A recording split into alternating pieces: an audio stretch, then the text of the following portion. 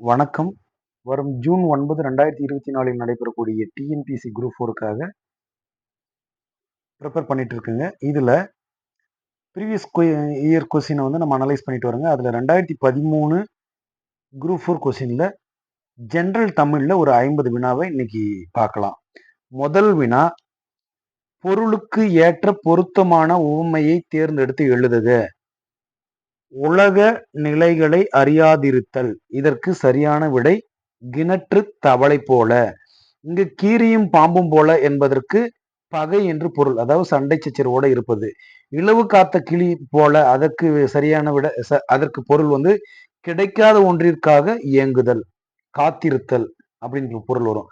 அனலிடைப்பட்ட புழு போல, இதற்கு பொருள் தாங்கா ஒன்ன, அதாவது அடைய முடியாத அதிகமான துன்பம் அடைதல் என்பது பொருள் இதற்கு.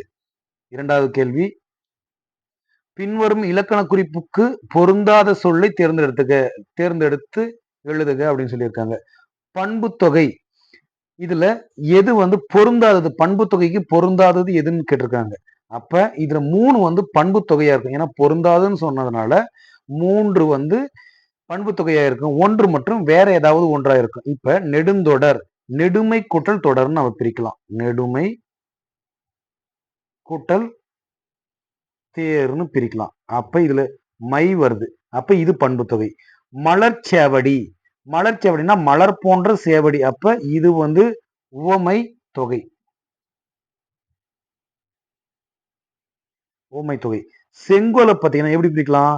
செம்மை கூட்டல் கோல்னு பிரிக்கலாம். கருங்குரங்கு, கருமை கூட்டல் குரங்கு. அப்ப மலர்ச்சேவடி என்பது உவமை தொகை. ஸோ மலர்ச்சேவடி என்பதுதான் விடை. ஏன்னா இதுல பொருந்தாத இலக்கண குறிப்பு கேட்டிருக்காங்க. ஏன்னா மற்ற 3மே பண்பு தொகை. ஏன்னா மை விகுதி வந்தால் அது பண்பு தொகை. மூன்றாவது கேள்வி, பெயர் சொல்லின் வகை அறிதல் கேட்டிருக்காங்க. கரியன் என்ற பெயர் சொல்லின் வகை. கரி, கரி கூட்டல் அன். கரி என்பது நிறம். நிறம்னா அதனுடைய பண்பு குறிக்குது, ஒருவருடைய பண்பை குறிக்குது. சோ இது வந்து பண்பு பெயர். அப்ப கரியன் என்பது பண்பு பெயர். சினை பெயர்னா, சினை பெயருக்கு எடுத்துக்காட்டு தடியன், தலையன், இந்த மாதிரிலாம் சொல்லலாம். ஏன்னா தடினா அவன் குண்டா இருக்கிறான் அப்படின்ற மாதிரி. தலைனா, தலை என்பது மனித உறுப்பு குறிக்குது. அப்ப தலையன் சொல்லலாம். பொருட்பெயர் பொன்னன், பொன்னன், பொன்னன் என்பது பொருட்பெயரை குறிக்கும். ஏன்னா பொன் குட்டல் இன் குட்டல் அண்ணன் பிரிக்கலாம். அப்ப பொன் என்பது ஒரு பொருளை குறிக்கும். தொழிற்பெயர், தொழிற்பெயர்னா சொல்லன், சொல்லன் என்ற வார்த்தையை எடுத்துக்கோங்க. சொல்லன், சொல்லன் என்ற வார்த்தையில சொல் குட்டல் அண்ணன் பிரிக்கலாம். அப்ப சொல் என்பது ஒரு தொழில், சொல், சொல்லுக அப்படின்ற மாதிரி தொழிற்பெயர். அதனால இதுல கரியன் என்பது பண்பு பெயரை குறிக்கும்.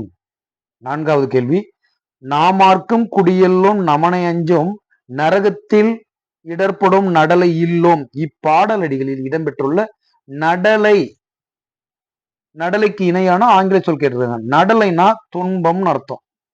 நடலைன்னா துன்பம்னு பொருள். சோ துன்பத்துக்கு சரியான விடை வந்து அப்ளிக்ஷன். அப்ளிக்ஷன் தான் நடலைக்கு இணையான ஆங்கில சொல். ஏன்னா இங்க அஃபெக்ஷன் என்பது ஒரு பாசத்தை குறிக்கும். அஃபெக்ஷன்னா பாசம், அட்ராக்ஷனா ஈர்ப்பு, அடிஷன்னா கூடுதல். அப்ப அப்ளிக்ஷன்னா துன்பம். ஆன்சர் ஆ. ஆதிரையான் என்ற சொல்லின் வகை அறிக. ஆதிரையான் என்றதுல ஆதிரை என்பது திருவாதிரை நட்சத்திரத்தை குறிக்கும். இது ஒரு காலப்பெயர். சோ இது வந்து காலப்பெயர். பண்பு பெயர்னா, பண்பு பெயருக்கு பாருங்க, இந்த சைட்ல கொடுத்திருக்கு பாருங்க. இதுக்கு பொன்னன், பொன் குட்டல் அண்ணன்னா அது பொருட்பெயர். பொன் என்பது ஒரு பொருள். அப்ப பொன்னன் பொருட்பெயர். அதாவது பெயர் சொல்லல் வந்து 6 வகை இருக்கும். 6 வகை பெயர் சொல்லல் இருக்குது. அது பொருட்பெயர், இடம், பொருள், இடம், காலம், சினை, பண்பு, தொழிற்பெயர். இந்த பண்புக்கு குணப்பெயர்னு சொல்லலாம். இப்ப பொருட்பெயர்னா பொன்னன், பொன் குட்டல் இன் குட்டல் அண்ணன்னா பொருட்பெயர் சொல்லலாம். வெற்பன், வெற்பு குட்டல் அன். வெற்புனா மலை, மலை, வெற்புனா மலை. அப்ப மலை என்பது ஒரு இடம். சோ இடத்தை குறிக்கக்கூடியதுனால அது இடப்பெயர். ஆதிரையான், ஆதிரை குட்டல் ஈ குட்டல் அன், இது காலப்பெயர். ஆதிரை என்பது திருவாதிரை, அது ஒரு காலத்தை குறிக்குது. கண்ணன், கண் குட்டல் அன், கண் என்பது நம்ம மனித உடலில் உள்ள ஒரு உறுப்பு. அப்ப சினைனா உறுப்பு குறிக்கக்கூடியது. அப்ப கண்ணன், கண்குட்டல் அன் என்பது சினை பெயர். கரியன், கரி என்பது ஒரு நிறத்தை குறிக்கிறது, அது பண்பு. சொல்லன், சொல்குட்டலன் தொழிற்பெயர். சோ ஆதிரையான் என்பது காலப்பெயரை குறிக்கும். அடுத்த கேள்வி, இழுக்கலுடையளி, இழுக்கலுடையளி ஊற்றுக்கோள் அற்றே ஒழுக்கமுடையார் வாய்ச்சொல். அப்படின்னா ஒழுக்கமுடையார், அதாவது நல்ல ஒழுக்கமுடையவர்களுடைய அவர்களுடைய ஒரு நல்ல சொல்லானது சேற்றுல நாம தவறி விழும்போது ஊன்றுகோல் எப்படி காப்பாத்துமோ அது போல நம்ம துன்பப்படும் பொழுது அந்த ஒழுக்கமுடையவர்களுடைய வாய்ச்சொல் வந்து அவங்க சொல்லக்கூடிய கருத்தானது நமக்கு பாதுகாப்பாக இருக்கும், தாங்கி நிற்கும் அப்படின்னு இதற்கு பொருள். அப்ப ஊற்றுகோல்னா என்னது? ஒரு சப்போர்ட், ஒரு ஒரு சப்போர்ட்டிவாக இருக்கக்கூடியது, ஒரு உதவிகரமா இருக்கக்கூடியது. அப்ப ஊற்றுகோல் என்பது சப்போர்ட்டர். ஏன்னா இந்த இடத்துல அசிஸ்டன்ட் என்பது உதவியாளர்னு பொருள். உதவியாளர். ஸ்டாப்னா பணியாளர். ஃப்ரெண்ட்ஸ்னா நண்பர்கள். அப்ப நல்லொழுக்கமுடைய சான்றோரின் வாய்ச்சொற்கள் வந்து வழுக்கும் சேற்றில் உதவும் ஊன்றுகோல் போல வாழ்க்கையில் நமக்கு எப்போதும் உதவியாக இருக்கும். அப்போ ஊற்றுகோல் என்பது சப்போர்ட்டர். அடுத்த கேள்வி, தன்வினை வாக்கியத்தை கண்டறிக. தன்வினை, இலக்கியா புத்தாடை அணிவித்தாள். அணிவித்தாள் என்பது மற்றொருவருக்கு ஆடையை வந்து அணிவித்தாள் என்ற பொருள் வருது, அதனால இது வந்து பிறவினை, பிறருக்கு செய்யறதுனால இது பிறவினை. இலக்கியா புத்தாடை அணிந்தாள், அணிந்தாள் என்பது தனக்கு தானே அணிகிறார், அப்ப இதுதான் தன்வினை. தன்வினை, இதுதான் விடை. தன்வினை வாக்கியத்தை கண்டறிந்தா இலக்கிய புத்தாடை அணிந்தாள் என்பது தன்விடை. இந்த புத்தாடை இலக்கியால் அணிவிக்கப்பட்டது, இது வந்து செயற்பாட்டு வினை, இது வந்து செயற்பாட்டு வினை. இலக்கியா புத்தாடை அணியாள், அதாவது அணியவில்லை, அணிய மாட்டாள் அப்படின்னா எதிர்மறை வாக்கியம். இங்க கேட்ட கேள்வி தன்வினை வாக்கியத்தை கண்டறிகின்னு கேட்டிருக்காங்க. அப்ப இலக்கியா புத்தாடை அணிந்தாள் என்பது தன்வினை வாக்கியம். அடுத்த கேள்வி, திருவிக்கா இயற்றிய பொதுமை வேட்டல் என்னும் நூலில் உள்ள பாக்களின் எண்ணிக்கை 430. இதுல பொதுமை வேட்டல் என்னும் நூலின் ஆசிரியர் வந்து திருவிக்கா. இது இந்த பொதுமை வேட்டல்ல நாடு, மதம், இனம், மொழி, நிறம் அனைத்தையும் கடந்து உலகத்தையே ஒரு குடும்பமாக கருதுவது அப்படி சொல்லுவாரு. அதே போல 44 தலைப்புகள்ல 430 பாடல்ல பாடியிருப்பாரு. சோ ஆன்சர் ஆ. அடுத்த கேள்வி, தளியி இலக்கண குறிப்பு. இது வந்து சொல்லிசை அளபடை. ஒரு வார்த்தையினுடைய இறுதியில ஈ வந்தால் அது சொல்லிசை அளபடை. எடுத்துக்காட்டு பாருங்க, உரநிசை, உரநசை ஈ, நசை ஈ, நிறி. இந்த வார்த்தைகள்லாம் பாத்தீங்கன்னா இறுதியில வந்து ஈ வரதுனால இது வந்து சொல்லிசை அளபடை. உலகு என்ற தமிழ் சொல்லின் வேர்ச்சொல் எதுன்னு கேட்டிருக்காங்க. உலகு என்னும் உலகம் என்ற தமிழ் சொல்லினுடைய வேர்ச்சொல்லு உழவு. உழவு. ஒருமை பன்மை பிழையற்ற தொடர் எதுன்னு கேட்டிருக்காங்க. அவன் ஒருமை பன்மை, அப்ப அவன், அவன் என்பது ஒருமை, கவிஞனும் ஒருமை, அல்லர் என்பது பலர், உயர்திணை பன்மை, உயர்திணை பன்மை, உயர்திணை பன்மை. அப்ப இது தவறு. ஏன்னா இந்த இடத்துல வந்து ஒருமையில கொடுத்துட்டு அப்புறம் ஒருமையில கொடுத்துட்டு அப்புறம் பன்மையில சொல்லியிருக்கிறாங்க, முடிச்சிருக்கிறாங்க. அப்ப இது தவறு. அவன் கவிஞன் அன்று. அன்று அவன், இந்த இடத்துல அவன் என்பது உயர்திணை, அன்று என்பது அக்ரிணை. அப்ப இதுவும் தவறு. அவன் கவிஞன் அல்லன், இதுவும் அவன் உயர்திணை ஒருமை, அல்லன் உயர்திணை ஒருமை. அப்ப இதுதான் சரியான விடை. அப்போ ஒருமை பன்மை பிழையற்ற தொடர் வந்து அவன் கவிஞன் அல்லன். அவன் அல்லன் கவிஞன் என்பது இது வந்து மாறி வருகிறது. அதாவது நம்ம ஆங்கிலத்துல பார்க்கும் சப்ஜெக்ட் வெர்ப ஆப்ஜெக்ட் என்ற மாதிரி.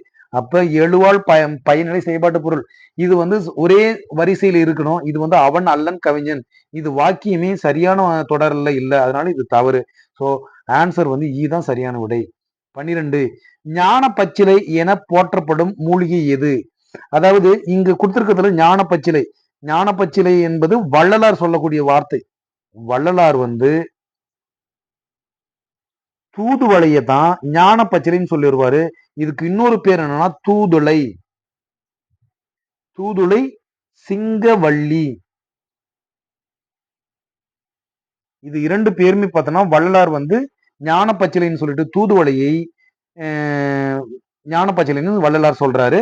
அதே போல கற்றாழைக்கு வந்து பேர் என்னன்னா குமரின்னு ஒரு பேர் இருக்கு. அதுவும் கொஞ்சம் ஞாபகத்துல வச்சுக்கோங்க.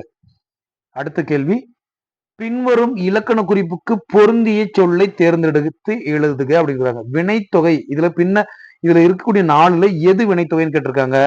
பார்க்கலாம் வாங்க. செந்நாய், சென்னைய வந்து செம்மை கூட்டல் நாய்னு பிரிக்கலாம். அப்ப இது பண்பு தொகை. செம்மை கூட்டல் நாய்னு பிரிக்கலாம். இது பண்பு தொகை.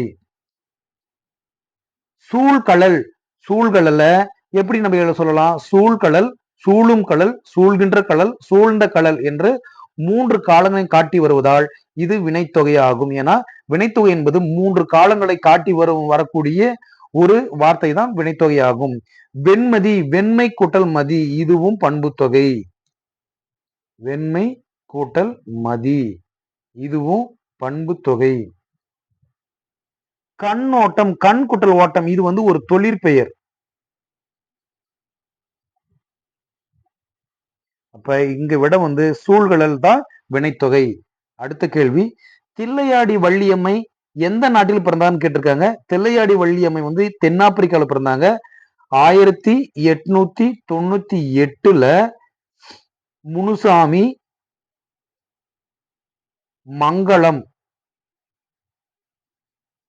என்ற பெற்றோர்களுக்கு மகளாக 1898ல தென்னாப்பிரிக்காவில் தில்லையாடி வள்ளியம்மை அவர்கள் பிறந்தார். இவர் வந்து காந்தியடிகளினுடைய சத்தியாகிரக போராட்டத்துல மிக தீவிரமாக போராடி ஒரு விடுதலை போராட்ட வீராங்கனை. அடுத்த கேள்வி, பாவை பாடிய வாயால் கோவை பாடுக என்று சொல்ல கேட்டு பாடப்பட்ட நூல் எது? இதுக்கு விடை ஆசார கோவை. மன்னிக்கணும், திருக்கோவையார். திருக்கோவையார். அதாவது இத வந்து திருக்கோவையார பாடியவர் வந்து மாணிக்க வாசகர். யாரு? மாணிக்க வாசகர். ஏன் இதுக்கு வந்து பாவை பாடிய வாயால் கோவை பாடுக அப்படின்னு சொன்னாங்கன்னா, மாணிக்க வாசகர் வந்து தன்னை ஒரு நாயகியாக கொண்டு திருவெம்பாவை என்ற ஒரு பாடலை பாடியிருப்பார். திருவெம்பாவை, திருவெம்பாவை இந்த பதிகத்தை பாடியிருப்பாரு. அதனால இதனால என்ன பண்ணுவாரு, இறைவன் சிவபெருமான் வந்து அதனால மனமகிழ்ந்து இந்த வார்த்தையை சொல்வார். பாவை பாடிய வாயால் கோவை பாடுக. பாவை என்பது திருவெம்பாவையை குறிக்கும். அதனால இந்த பாவை பாடிய உங்களுடைய திருவாயால கோவை பாடுக அப்படின்னு சொன்னதுனால திருக்கோவையார பாடுவாரு.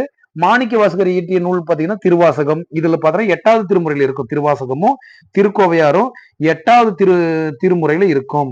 இதுவும் ஞாபகத்துல வச்சுக்கோங்க மனசுல. அடுத்த கேள்வி, பரணி இலக்கியத்திற்குரிய பாவகை. பரணி இலக்கியத்திற்குரிய பாவகை எதுன்னு கேட்டிருக்காங்க. இது வந்து கலித்தாள் இசை. பரணி இலக்கியத்திற்குரிய பாவகை வந்து கலித்தாள். 2 அடிகளால் அமைந்த கலித்தாள் இசையால் பரணி இலக்கியம் பாடப்படும். அதே போல பரணி வந்து போரில் வெற்றி பெற்ற வீரர்களுக்காக பாடுவதுதான் பரணி. அடுத்த கேள்வி, பொறுத்துக. பட்டியல் 1 பட்டியல் 2 உடன் பொறுத்துக சொல்லியிருக்காங்க. களவழி 40. களவழி 40 என்பது புறப்பொருள், அதாவது போர்க்கள கொடுமைகளை பற்றி கூறும் ஒரு புறப்பொருள் நூலாகும். களவழி 40 ஆவுக்கு 4. அப்ப ஆவுக்கு 4 பாருங்க, இதுதான் வருது. ஆவுக்கு 4. அடுத்தது ஆவுக்கு முதுமொழி காஞ்சி. முதுமொழி காஞ்சி என்பது நிலையாமையை குறிக்கும். உலகின் நிலையாமை பற்றி கூறக்கூடிய ஒரு நூல் வந்து முதுமொழி காஞ்சி. அடுத்தது வந்து நாலடியார்னு கொடுத்திருக்காங்க. நாலடியாருடைய இன்னொரு பெயர் வேளாண் வேதம். அடுத்தது வந்து ஏழாதி கொடுத்திருக்காங்க. ஏழாதி வந்து 6 மருந்து பற்றி கூறக்கூடியது. 6 மருந்து என்னன்னா சுக்கு, மிளகு, திப்பிலி, ஏலம், லவங்கம், சிறுநாவற்பூ. இந்த 6 மருந்துகளை பற்றி கூறக்கூடிய நூல் தான் ஏழாதி. இப்ப ஆன்சர் வந்து 4123.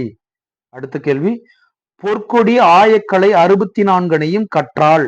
பொற்கொடி ஆயக்கலைகள் 64 கற்றால் கொடுத்திருக்காங்க. இது எவ்வகை வாக்கியம் சொல்லியிருக்காங்க. கற்றால்னா தன்வினை, அதாவது அவள் கற்றால். அதனால கற்றால்னா தன்வினை. கற்பித்தாள் அப்படின்னு கொடுத்தாங்கன்னா கற்பித்தாள், அதாவது கற்பித்தாள்னா பிறருக்கு செய்யறாங்க. அப்ப கற்பித்தாள் என்பது பிறவினை. இங்கு கொடுத்திருக்கிறது கற்றால், அப்ப இது வந்து தன்வினையை குறிக்கும். செயற்பாட்டு வினை கேட்டானா பொற்கொடியால் ஆயக்கலைகள் 64 கற்பிக்கப்பட்டது அப்படின்னு வந்தா, பொற்கொடியால் கற்பிக்கப்பட்டது அப்படின்னு வந்தா அது செயற்பாட்டு வினை. கலவை வாக்கியம் என்பது 2 சாதாரண வாக்கியங்கள் சேர்ந்து வருவது கலவை வாக்கியம். அடுத்த கேள்வி, பொருந்தாத தொடரை கண்டறிகின்னு கேட்டிருக்காங்க. இங்க கொடுத்திருக்கிறது எல்லாமே பாத்தீங்கன்னா ஒருத்தார், பொறுத்தார், அஞ்சாமை, துஞ்சாமை, அறிவுடையார், அறிவிலார், வையார், வைப்பார் கொடுத்திருக்காங்க. இதுல இது என்னத்தை கொடுத்திருக்காங்கன்னா எதிர்ப்பதத்தை கொடுத்திருக்காங்க, எதிர்ச்சொல் கொடுத்திருக்காங்க. அப்ப எதிர்ச்சொல்லுல ஒருத்தார், பொறுத்தார், இது வந்து எதிர்ச்சொல். ஒருத்தாருக்கு எதிரான வார்த்தை வந்து பொறுத்தார், இது ரைட்டு. ஆனா இங்க பொருந்தாதுன்னு கேட்டிருக்காங்க. அஞ்சாமை, துஞ்சாமைன்னு கொடுத்திருக்காங்க. அஞ்சாமையினுடைய எதிர்ச்சொல் வந்து அஞ்சுவது, அஞ்சுவது தான் அஞ்சாமையினுடைய எதிர்ச்சொல். சோ அப்ப ஆன்சர் வந்து இதுதான். அறிவுடையார், அறிவு உடையார், அறிவில்லார் அப்படின்னு கொடுத்திருக்காங்க. வையார், வைப்பர். அப்ப இந்த இடத்துல விடை வந்து அஞ்சாமை, துஞ்சாமை என்பது தவறா இருக்குது. அப்ப விடை ஆ. அடுத்த கேள்வி, காமராசரின் பிறந்த நாளை ஆண்டுதோறும் எந்த நாளாக கொண்டாடுகிறோம்? காமராசரினுடைய பிறந்த நாளை ஆண்டுதோறும் கல்வி வளர்ச்சி நாளாக கொண்டாடுகிறோம். ஜூலை 15. ஜூலை 15ஆம் நாளை ஒவ்வொரு ஆண்டும் கல்வி வளர்ச்சி நாளாக கொண்டாடுகிறோம். நன்மை என்பது இலக்கண குறிப்பு கேட்டிருக்காங்க. நன்மை மை இருக்கு, அப்ப பண்பு பெயர்.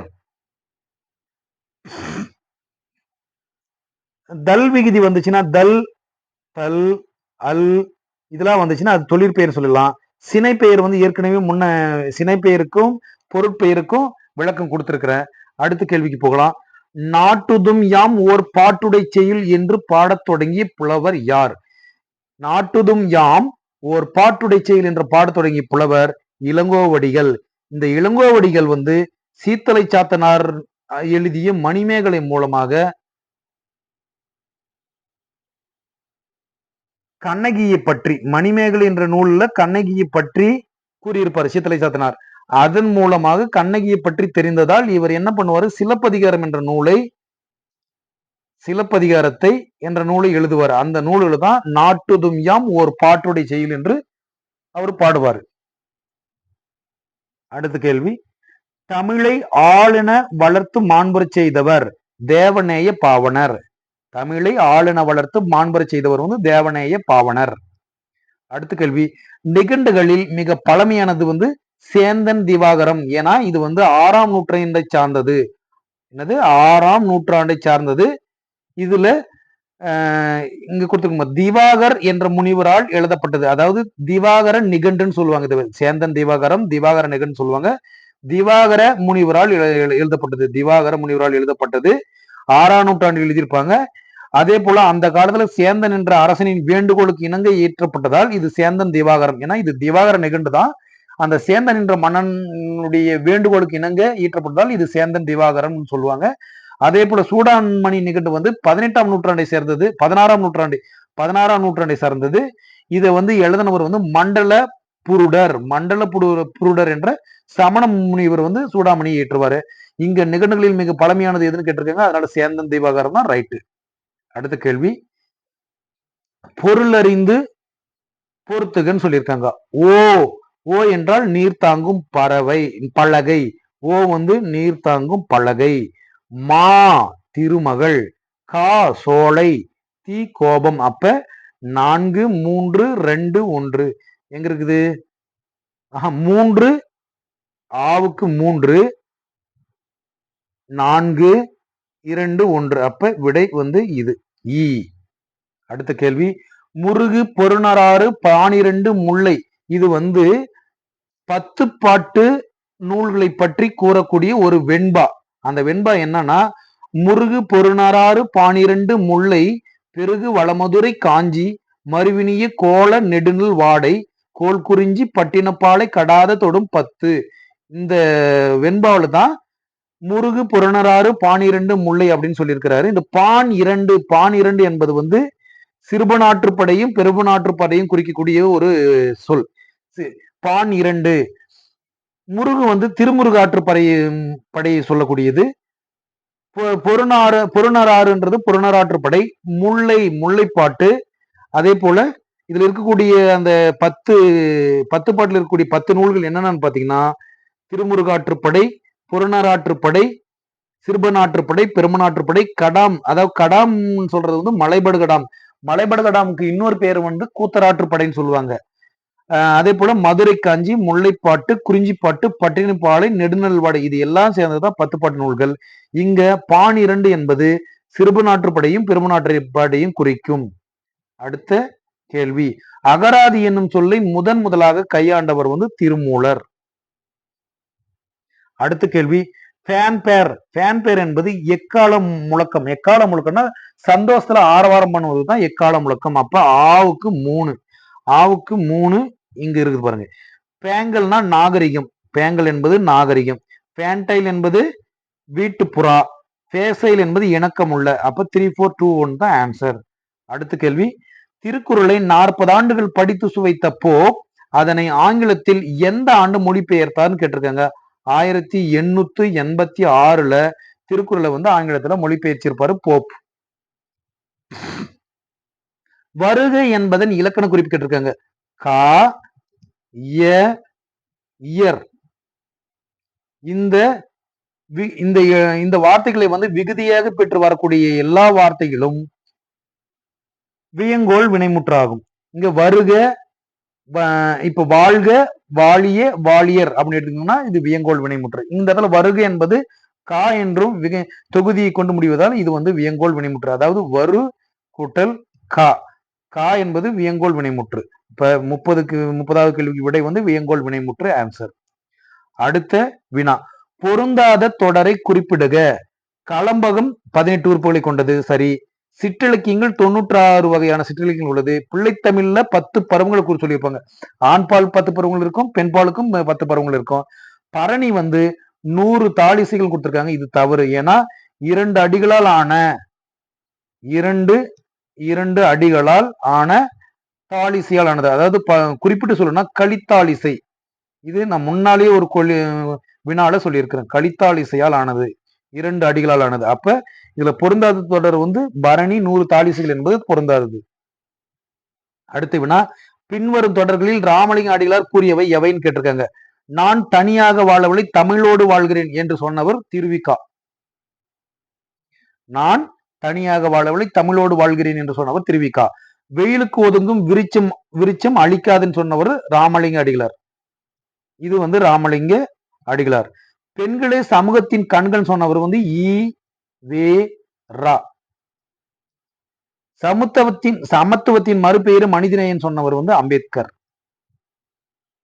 அப்ப பின்வரும் தொடர்களில் ராமலிங்க அடிகளார் கூறியவை எந்த வார்த்தை? வெயிலுக்கு ஒதுங்கும் விருச்சம் அழிக்காதே. அடுத்த வினா, பின்வரும் சொற்களில் குற்றிய லுகரம் அல்லாத சொல் எதுன்னு கேட்டிருக்காங்க.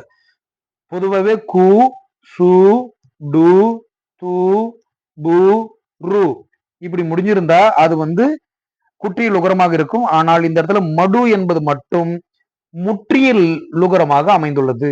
முற்றிய லுகரம்.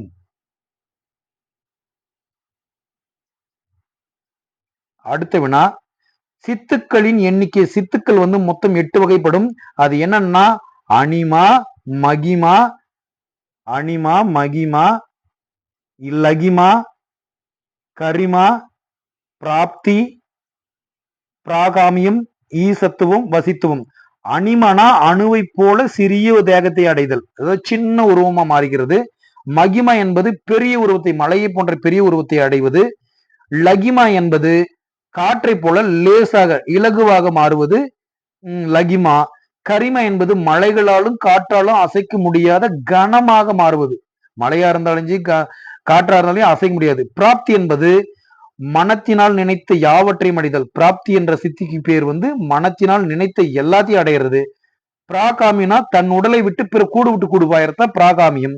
ஈசத்துவம் வந்து நான்முகன், அதாவது பிரம்மா முதலியான தேவர்களுக்கு எல்லாருக்கும் வந்து ஆணையை பிறப்பித்தல் தான் வந்து ஈசத்துவம். வசித்துவம் வந்து தான் என்ன நினைச்சாலும் அதை வசப்படுத்திக்கிறது, அதுக்கு பேர் தான் வசித்துவம்.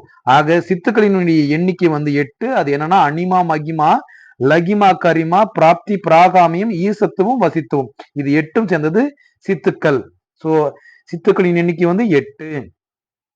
35 அடிவரையறை அறிந்து சரியான விடையை குறிப்பிடுகிறேன்னு சொல்லியிருக்காங்க. ஐங்குறு நூறு வந்து 3 to 6, 3ல இருந்து 6 அடிகளை வெற்றிருக்கோம். அதே போல குறுந்தொகை 4ல இருந்து 8 அடிகளும், நற்றிணை வந்து 9ல இருந்து 12 அடிகளும், அகநானூறு வந்து 13ல இருந்து 31 அடிகளையும் கொண்டிருக்கும். அப்ப விடை வந்து ஆ. தன்வினையை தேர்ந்தெடுத்து எழுதுக அப்படின்னு கேட்டிருக்கிறாங்க. இதுல என்ன கொடுத்திருக்காங்க? அப்பூதி அடிகள் நான்மறை கற்கவில்லை. அப்ப இது எதிர்பதமா இருக்குது. அப்ப இது எதிர்மறை வாக்கியம். எதிர்மறை வாக்கியம். அப்பூதி அடிகள் நான்மறை கற்பித்தார். கற்பித்தார்னா மத்தவங்களுக்கு கத்துக் கொடுக்குறாங்க. அப்ப பிறவினை. அப்பூதி அடிகள் நான்மறை கற்றார். இதுதான் தன்வினை. அப்பூதி அடிகள் நான்மறை கற்றாரா? வினா வாக்கியம். இது கொஸ்டின் மார்க்கே கொடுத்திருக்காங்க. அப்ப இது வினா வாக்கியம். அடுத்த கேள்வி, பட்டியல் 1 பட்டியல் 2 பொறுத்து சொல்லியிருக்கிறாங்க. பேதையர் நட்பு, அதாவது பேதையருடைய நட்பு வந்து தேய்பிறை போல நாள்தோறும் தேய்ந்து கொண்டு இருக்கும். அப்ப பேதையர் நட்பு தேய்பிறை. பண்புடையார் தொடர்பு வந்து நல்ல நூல்களை கற்கும் பொழுது எப்படி நவிழ்தோறும் நம்மளுக்கு அறிவு வளருது, அது போல பண்புடையார் நட்பு நவிழ்தோறும். அப்ப 4, 3 அறிவுடையார் நட்பு வளர்பிறை போல வளர்ந்து கொண்டே இருக்கும். இடுக்கண் களையும் நட்பு வந்து உடுக்கை இழந்தவன் கை போல அங்கே இடுக்கண் களைவதான் நட்பு. அப்ப இதுக்கு 1. அப்ப என்ன ஆன்சரு? 4, 3, 2, 1. 4, 3, 2, 1 A answer. அடுத்த கேள்வி, ஆயிடை அணங்கின் கற்பும் ஐயன் நின்னருளும் செய்ய தூய நல்லறனும் என்றிங்கு இணையன தொடர்ந்து காப்ப. ஆயிடை அணங்கின், அணங்குனா பெண்ணகும் குறிக்கும். ஆயிடை அணங்கின் கற்பும் ஐய நின் அருளும் செய்ய தூய நல்லறனும் என்றிங்கு இணையான தொடர்ந்து காப்ப. இவ்வரிகளில் சீதையை அழியாமல் காப்பாற்றியவை எவைன்னு கேட்டிருக்கிறாங்க. கற்பும் அருளும் தான் அவரை வந்து கற்பும் தூய நல்ல அரணும், அதாவது அருளும் தான் அவரை வந்து காப்பாற்றியவைன்னு சொல்லியிருக்கிறாரு கம்பர். ஸோ ஆன்சர் வந்து இ. அடுத்த கேள்வி, வளன் என்ற சொல்லால் குறிக்கப்படுபவன் யாருன்னு கேட்டிருக்காங்க. இது வந்து தேம்பாவணியில வீரமாமுனிவர் இயற்றிய தேம்பாவணி வீரமாமுனிவர். இந்த தேம்பாவணி வந்து இயேசுநாதருடைய தந்தையார் சூசையப்பரை பாட்டுடை தலைவனாக கொண்டு பாடப்பட்ட நூல். இதுல சூசையப்பருடைய யோசோப்பு ஜோசப், இந்த 2 பேரும் வீரமாமுனிவர், அதாவது இயேசுநாதருடைய தந்தையார் பெயர் வந்து யோசோப்பு ஜோசப் அப்படின்னு சொல்லுவாங்க. இதை வந்து வீரமாமுனிவர் வந்து தமிழ்ல மொழிபெயர்க்கும் பொழுது வளன் என்ற தூய தமிழ்ல பயன்படுத்தி இருப்பாரு. ஆக இந்த வளன் என்பது யாரை குறிக்கும்னா யோசோப்பு ஜோசப் என்று சொல்லக்கூடிய சூசையப்பரை குறிக்கும். கடலை குறிக்கும் தமிழ் சொற்கள் என்னன்னு சொல்லியிருக்காங்க. இதுல இந்த 4 கொடுத்திருக்காங்க. ஆழி, ஆர்கழி, பௌவம், முன்னீர். ஆழி, ஆர்கழி, பௌவம், வாரணம், பறவை. இது எல்லாமே பார்த்தோன்னா கடலை குறிக்கக்கூடிய சொல். ஆனா இந்த அம்பி, இந்த பரிசல், இந்த புனை, இது எல்லாமே பார்த்தோன்னா பரிசலை குறிக்கக்கூடிய சொல். அப்ப 3 சொல்லுமே பாத்தீங்கன்னா இப்ப இதுல வந்து அம்பி மட்டும் தவறா இருக்குது. அப்ப இது தப்பு. பவம், முன்னீர், பரிசல் என்பது வேற சொல், இதுவும் தவறு. ஆழி, ஆர்கழி, பவ்வம் இது 3மே வந்து கடலை குறிக்கக்கூடிய சொல், அதனால இதுதான் விடை. வாரணம், பறவை, புனை என்பது பரிசலை குறிக்கக்கூடிய சொல். அப்ப ஆக இதுல கடலை குறிக்கக்கூடிய சொல் வந்து ஆழி, ஆர்கழி, பவ்வம். இந்த அம்பி, பரிசல், புனை இது 3ம் வந்து பரிசல் குறிக்கக்கூடிய சொல், அதாவது படகை குறிக்கக்கூடிய சொல். அடுத்த வினா, பொருத்தமான விடையை கண்டறி. தமிழுக்கு கதி காணா ராமாயணம், கம்ப ராமாயணம். தீனா திருக்குறள்.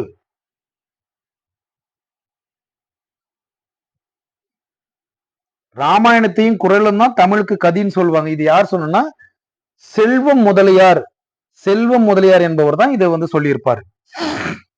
அடுத்த வினா, பட்டியல் 1 பட்டியல் 2 பொறுத்துக்குன்னு கொடுத்திருக்கிறாங்க. இது கண் வனப்பு கண்ணோட்டம் என் வனப்பு இத்துணையாம். கண் வனப்பு கண்ணோட்டம் என் வனப்பு இத்துணையாம். பண் வனப்பு கேட்டார் நன்றென்றல் கால் வனப்பு செல்லாமை. இந்த வார்த்தைக்கு எங்க இருக்குன்னா சிறுபஞ்ச மூலத்துல காரியாசன் ஒரு பாடல் எழுதிப்பார். என்ன பாடல்னா கண் வனப்பு கண்ணோட்டம் கால் வனப்பு செல்லாமை என் வனப்பு இத்துணையாம் என்று உரைத்தல் பண் வனப்பு கேட்டார் நன்றென்றல் கிளர்வேந்தன் தன்னாடு வாட்டான் நன்றென்றல் வனப்பு அப்படின்னு பாடியிருப்பாரு. அந்த குரல்ல கண் வனப்பு என்பது கண்ணோட்டம் என் வனப்பு என்பது இத்துணையாம் பன்மனப்பு கேட்டார் நன்றென்றல் கால்வனப்பு செல்லாமை. ஆக விடை 3241. அடுத்த வினா ஆற்றுப்படுத்துதல் என்பதன் பொருள் என்னன்னு கேட்டிருக்காங்க. ஆற்றுப்படுத்துதல்னா வழிகாட்டுதல். அதாவது திருமுருகாற்றுப்படை, அதாவது 10 பாட்டு நூல்களான திருமுருகாற்றுப்படை, பொருணர் ஆற்றுப்படை, கூத்தராற்றுப்படை, அதாவது மலைபடுகடம் கூத்தராற்றுப்படை, இந்த ஆற்றுப்படை நூல்கள்ல அதாவது ஒரு மன்னரிடம் ஒரு புலவர் போயிட்டு பரிசு வாங்கிட்டாருன்னா, ஒரு மன்னர்கிட்ட போயிட்டு அவரை பாடி பரிசில் வாங்கிட்டு வந்த பிறகு இதே போல மற்ற புலவர்களுக்கும் ஆற்றுப்படுத்துவாங்க, அதாவது வழிகாட்டுவாங்க. இந்த மன்னரிடம் நீங்க போயிட்டு அவரை புகழ்ந்து பாடினீர்கள் என்றால் உங்களுக்கு பரிசு தருவாரு அந்த மன்னர் அப்படின்னு சொல்லிட்டு இந்த நூல்கள்ல, இந்த ஆற்றுப்படை நூல்கள்ல கூறியிருப்பாங்க. அதுதான் ஆற்றுப்படுத்துதல் என்பது வழிகாட்டுதல் என்று பொருள். அடுத்த கேள்வி ஐஞ்சிறுங்காப்பியம் இவற்றுள் பொருந்தாத நூலை கண்டறின்னு கேட்டிருக்காங்க. ஐஞ்சிறுங்காப்பியங்கள் என்பது உதயனகுமார காவியம், நாககுமார காவியம், யசோதர காவியம், சூளாமணி,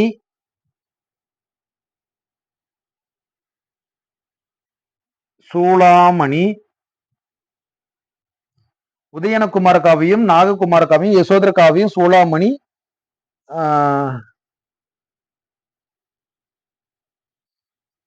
இன்னொரு நூல் என்னன்றது நீங்க கமெண்ட்ஸ்ல சொல்லுங்க. இதுல சரியான தவறான பொருந்த இருக்கிறது ராவண காவியம். அப்ப உதயனகுமார் காவியம், நாககுமார காவியம், யசோதர காவியம் இது மூணும் ஐஞ்சிறுங்காப்பியம். அதாவது உதயன சூளாமணி, குண்டலகேசி குண்டலகேசி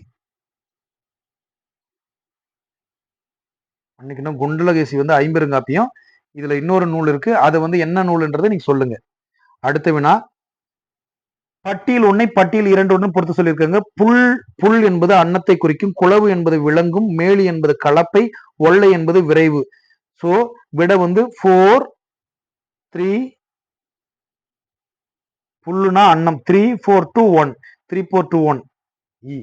46வது வினை பொருந்தாத இணையை கண்டறியன்னு சொல்லியிருக்காங்க. மிஸ்அப்னா விபத்து ரைட்டு, மிஸ்ரபுல்னா துக்ககரமான ரைட்டு, மிஸ்லே என்பது தவறாக பதிதல் அர்த்தம், தவறாக பதிதல். மிஸ்டீட்னா கெட்ட செயல், இது ரைட். அப்ப இதுல தவறான இணை இதுதான். வாழ்த்துவம் என்ற சொல்லினுடைய வேர்ச்சொல் என்னன்னு கேட்டிருக்காங்க. வாழ்த்துவம் என்ற சொல்லினுடைய வேர்ச்சொல் வாழ். வாழ்த்துதல்னா தொழிற்பெயர், வாழ்த்துனா வினையச்சம், வாழ்த்தும் உண்மை முற்றுமை அப்படின்ற பொருள் வரும். அடுத்த வினா பின்வரும் இரண்டினும் பொருள் பொருந்தாத இணையை தேர்ந்தெடுன்னு கேட்டிருக்காங்க. கரும்பு அழகு ரைட்டு, மூங்கில் காந்தி ரைட்டு, வேய் சீலை என்பதுதான் தவறான இணை, கழி அகற்று இது ரைட்டு. அடுத்த கேள்வி சரியான பொருள் தருக. இந்து என்றால் நிலவுன்னு பொருள். அடுத்த வினா தொண்டுக்கு முந்து தலைமைக்கு பிந்து என கூறியவர் மு வரதராசனர் என்பவர். மீண்டும் அடுத்த நாளைய வகுப்புல மீண்டும் ஒரு 50 வினாவை பார்க்கலாம். இந்த வினாவை பார்த்து குறிப்பெடுத்துக்கோங்க. தேங்க்யூ, நன்றி, பை பாய்.